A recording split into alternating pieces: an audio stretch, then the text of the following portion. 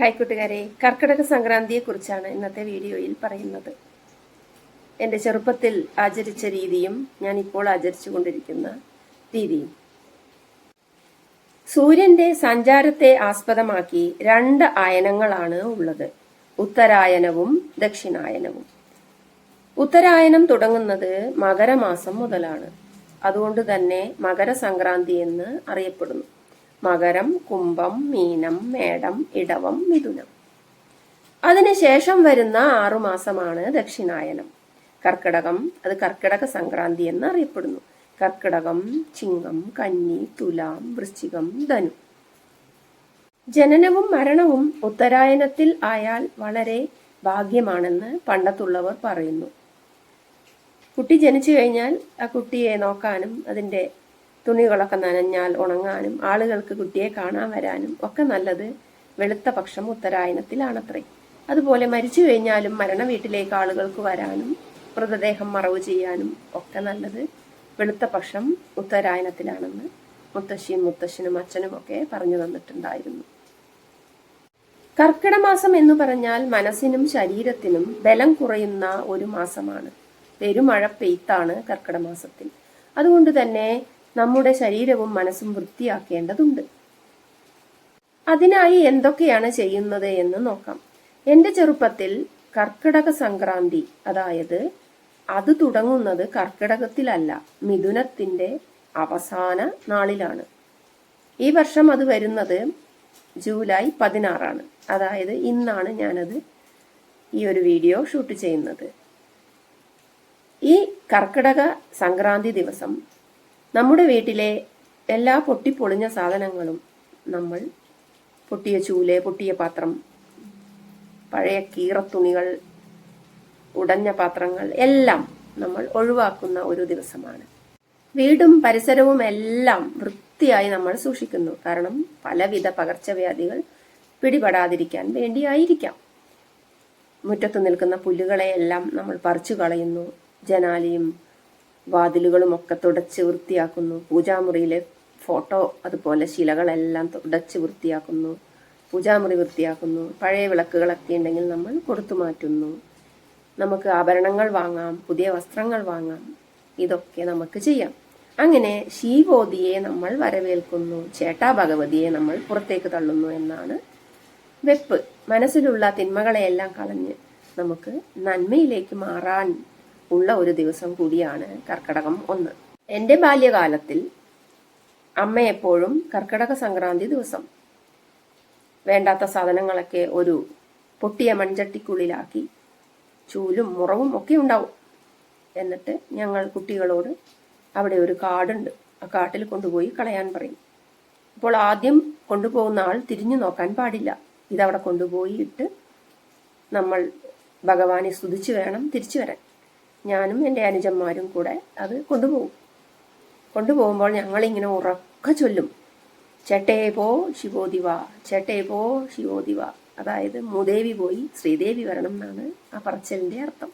അതുകൊണ്ട് അവിടെ കളഞ്ഞ ശേഷം ഞങ്ങൾ കുളത്തിൽ വന്ന് കൈയും കാലും ഒക്കെ കഴുകി വൃത്തിയാക്കി കുളിച്ച് വന്ന്, മണ്ണൊക്കെ കയ്യിലെയും കാലിലെയും ഒക്കെ മണ്ണുണ്ടാവും, അതൊക്കെ കളഞ്ഞ് കുളിച്ച് വന്ന് ഇരിക്കുമ്പോൾ അമ്മ ഒരപ്പം ചുട്ടുതരും, ഒറ്റയപ്പം ചുട്ടുതരും, ശർക്കരയും പച്ചരിയൊക്കെ ഇട്ടിട്ടുള്ള ഒറ്റയപ്പം.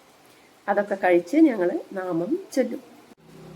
എൻ്റെ ചെറുപ്പകാലത്തൊക്കെ കർക്കിടക സംക്രാന്തി ദിവസം നല്ല ചൂടുള്ള ചുടുദോശയും നാടൻ കോഴിയുടെ ഇറച്ചിക്കറിയുമാണ് തരാറ്. പിന്നീട് അവിടെ നിന്നുള്ള മാസങ്ങളിൽ 1 മാസത്തോളം കർക്കിടകം പുണ്യമായ മാസമാണ്, രാമായണ മാസമാണ്. പിന്നെ ഞങ്ങൾ ഇറച്ചി കഴിക്കാറില്ല. ഇവിടെയും അങ്ങനെ തന്നെ. ഇവിടെ കർക്കിടക സംക്രാന്തി ദിവസവും ഇറച്ചി അങ്ങനെ ഉപയോഗിക്കില്ല. അങ്ങനെ ഓരോ നാട്ടിലും ഓരോ തരത്തിലാണ് കർക്കിടക സംക്രമം കൊണ്ടാടാറ്. മനസ്സിനെയും ശരീരത്തെയും ബലപ്പെടുത്തണം എന്നാണല്ലോ പറഞ്ഞിട്ടുള്ളത്. ആദ്യം നമുക്ക് മനസ്സിനെ ബലപ്പെടുത്താൻ വേണ്ടി എന്തൊക്കെ ചെയ്യാമെന്ന് നോക്കാം. കർക്കിടകം 1-ാം തീയതി മുതൽ നമ്മുടെ മനസ്സ് ശുദ്ധിയാക്കാൻ വേണ്ടി ദൈവത്തെ ആശ്രയിക്കുക. പൂജകളും പ്രാർത്ഥനകളും നല്ലതാണ്. നാലമ്പല ദർശനം നടത്താം. ദശാവതാരങ്ങളെ പൂജിക്കാം. അതുപോലെ ദശപുഷ്പങ്ങൾ ചൂടാം. പിന്നെ രാമായണം കേൾക്കുകയോ അല്ലെങ്കിൽ ചൊല്ലുകയോ ആലപിക്കുകയോ ചെയ്യാം. രാവിലെ കുളിച്ച് ശീവോതി വെക്കാം. ശീവോതി എന്ന് പറഞ്ഞാൽ ശ്രീ ഭഗവതിയെ ധ്യാനിക്കുക, ശ്രീ ഭഗവതിയുടെ നാമങ്ങൾ ചൊല്ലുക, ഉരുവിടുക, നമ്മുടെ മനസ്സിലെ തിന്മകളെയെല്ലാം കഴുകിക്കളയുക. നമ്മുടെ മനസ്സിലുള്ള പകയോ ദേഷ്യമോ അഹംഭാവമോ അഹങ്കാരമോ ഒക്കെ ഉണ്ടെങ്കിൽ അതിനെയെല്ലാം മനുഷ്യർ നിസ്സാരരാണെന്ന് കരുതി ഒഴിവാക്കാൻ ശ്രമിക്കണം. ഇനി ശരീരത്തെ ബലപ്പെടുത്താൻ വേണ്ട കാര്യങ്ങൾ. 10 ഇല കൊണ്ടുള്ള കറിയാണ്. 10 ദിവസം കർക്കിടകം 10 വരെ 10 ഇലകൾ കൊണ്ടുള്ള കറിയാണ്. അത് ഞാൻ വീഡിയോ ചെയ്തിട്ടിട്ടുണ്ട് ഇതിനു മുമ്പ്. പിന്നെ ദശപുഷ്പങ്ങൾ ചൂടുക. മുക്കുറ്റി, അതിലെ മുക്കുറ്റി വിശേഷപ്പെട്ടതാണ്. അത് അരച്ച് ചാന്ത് നമ്മുടെ നെറ്റിയിൽ പുരട്ടുക. ഈ സൈനസ് ഒക്കെ ഉള്ളവർക്ക് മൂക്കിന്റെ മുകളിൽ മുക്കുറ്റി ചാന്ത് തേച്ചു കൊടുക്കുന്നത് ഞാൻ കണ്ടിട്ടുണ്ട്. പണ്ട് തുകിലുണർത്തുപാട്ടുമായി പാണന്മാർ വീട്ടിൽ വരുമായിരുന്നു. അതായത് അതിനൊരു ഐതിഹ്യമുണ്ട്. കർക്കിടക മാസത്തിൽ പഞ്ഞമാസമാണല്ലോ, പണിക്കൊന്നും പോകാൻ പറ്റില്ല. അതുകൊണ്ട് തന്നെ പാവപ്പെട്ട ആളുകൾ ഒരുപാടുണ്ടായിരുന്നു, പണിക്ക് പോകാൻ പറ്റാത്ത ആളുകൾ. അപ്പോൾ അവർക്ക് ലോകനാഥനായ പരമശിവൻ വരം കൊടുത്തതാണ്, നിങ്ങൾ ഉള്ളവരുടെ വീട്ടിൽ പോയി തുകിലുണർത്തുപാട്ടുകൾ പാടുക, അപ്പോൾ അവർ എന്തെങ്കിലും നിങ്ങൾക്ക് തരും. അത് വാങ്ങി പട്ടിണി മാറ്റുക. എന്റെ ചെറുപ്പകാലത്ത് പാണർ തുകിലുണർത്തുപാട്ടുമായി വന്നിരുന്നു. അവർ പാടുമ്പോൾ ഞാനും അടുത്തു പോയിരിക്കാൻ ശ്രമിക്കും. പക്ഷെ അവര് തൊടണ്ടെന്ന് പറയും.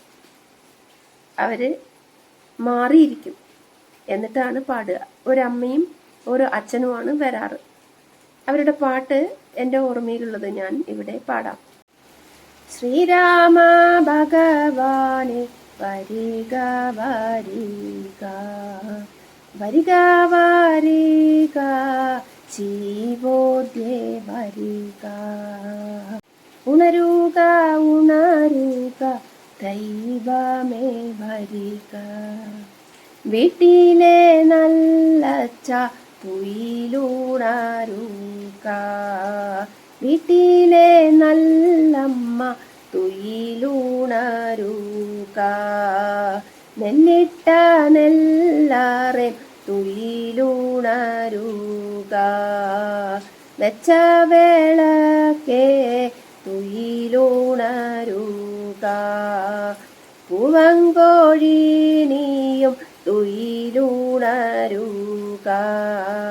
തൊഴുത്തിലെ പശുവേനി തുയിലുണരുക.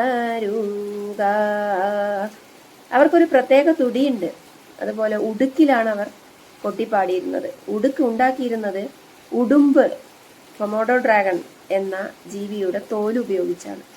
എന്നിട്ട് അവർ അത് ഉണക്കി ഉടുക്കാക്കി ഇങ്ങനെ കൊട്ടും. പിന്നെ ഒരു ചെറിയ വീണ പോലെ തുകിലുണർത്തുപാട്ടിനായി ഉണ്ടാക്കിയ ഒരു പ്രത്യേക ഉപകരണവും ഉണ്ടായിരിക്കും. അവര് വന്ന് വീട്ടിലെ നെല്ലറയും തൊഴുത്തും കോഴിയും വീട്ടിലെ കാരണവന്മാരെയും അതുപോലെ അച്ഛനെയും അമ്മയെയും എല്ലാവരെയും വിളിച്ചു പാടും. അപ്പോൾ അമ്മ ഒരു നാഴി പച്ചരിയും 5 ഇടങ്ങാഴി നെല്ലും പിന്നെ മലരും വെറ്റിലയും അടക്കയും പണവും സാരികൾ ഉണ്ടെങ്കിൽ അതും അവർക്ക് കൊടുക്കും. ഞാനിവിടെ കർക്കിടക സംക്രാന്തി ദിവസം വൈകുന്നേരം ചേട്ടയെ കളഞ്ഞ് ശിവോടി വെക്കും. നാളെ മുതൽ, അതായത് കർക്കിടകം 1 മുതൽ അമ്പലത്തിൽ പോയി രാമായണം പാരായണം ചെയ്യും. കൂടാതെ 10 ഇലക്കറികളും 10 തരം കഞ്ഞികളും ഉപയോഗിക്കും.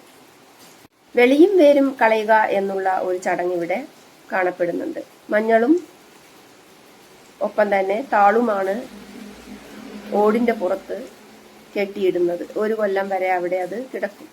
മറ്റു ദശപുഷ്പങ്ങളെല്ലാം ഒരു ഭാഗത്ത് കുഴിച്ചിടും. ഞാൻ ചെയ്യുന്നത് ദശപുഷ്പങ്ങളെല്ലാം കൂടി ഒരു പാത്രത്തിൽ കുഴിച്ചിട്ട് തൊട്ടടുത്ത് മഞ്ഞളും താളും മാറ്റി കുഴിച്ചിടും. അപ്പൊ ഇനി ആ കാഴ്ചകളിലേക്ക് പോകാം. വീടിന്റെ മുറ്റത്തുള്ള മുസാമ്പി മരത്തിന്റെ താഴെ നിറച്ച് മൂക്കുറ്റി നിൽപ്പുണ്ട്.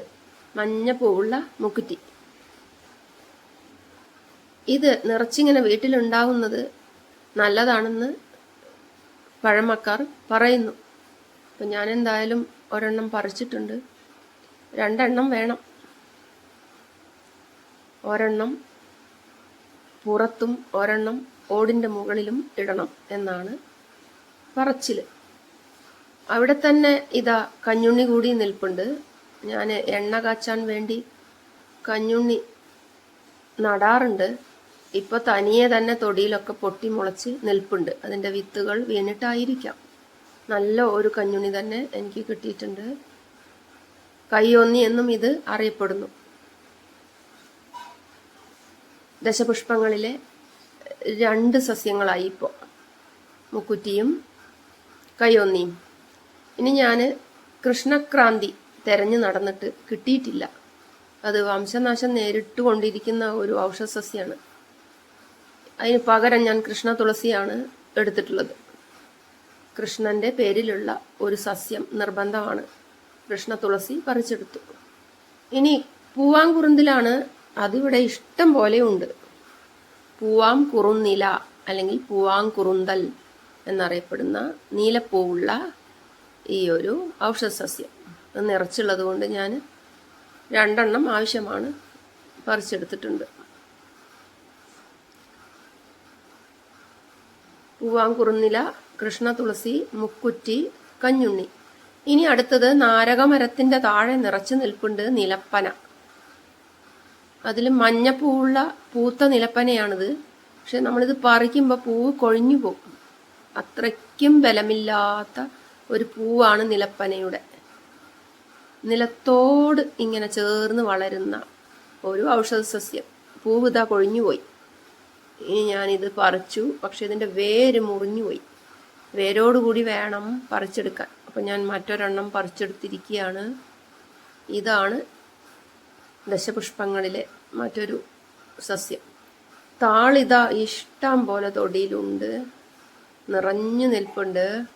വളരെ ചെറിയ ഒരെണ്ണമേ വേണ്ടൂ. ഉഴിഞ്ഞയാണിത്. ഉഴിഞ്ഞിങ്ങനെ പടർന്നു വന്നിരിക്കുകയാണ്.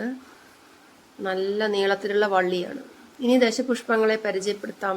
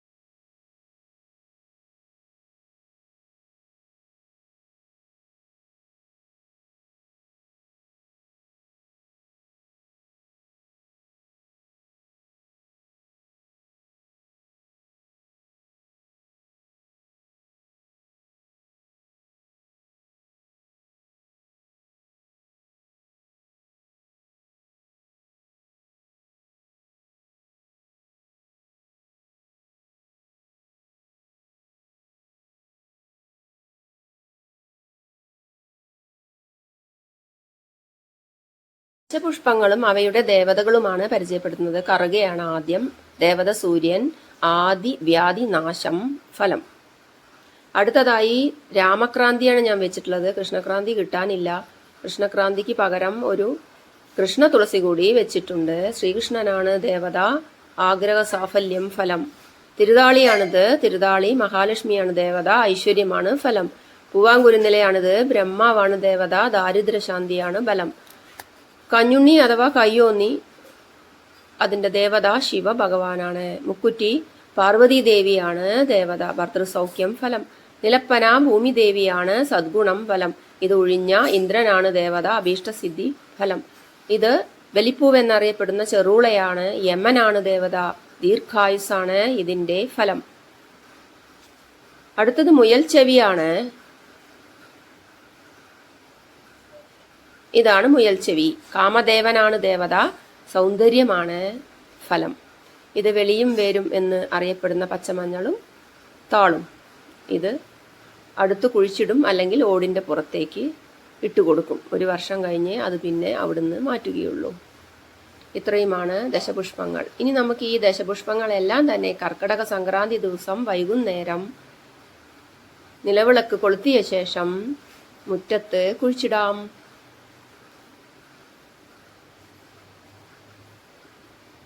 മുയൽ ചെവി വരെയുള്ള 10 ദശപുഷ്പങ്ങൾ ഒരു ചട്ടിയെടുത്ത് നമുക്ക് അതിൻ്റെ അടിഭാഗം തുറന്ന് മണ്ണിലേക്ക് വേര് ആഴ്ന്നിറങ്ങും വിധം നമുക്ക് നട്ടുകൊടുക്കാം. അടുത്ത് തന്നെ വെളിയും വേരും കുഴിച്ചിട്ടിട്ടുണ്ട്, പച്ചമഞ്ഞളും താളും.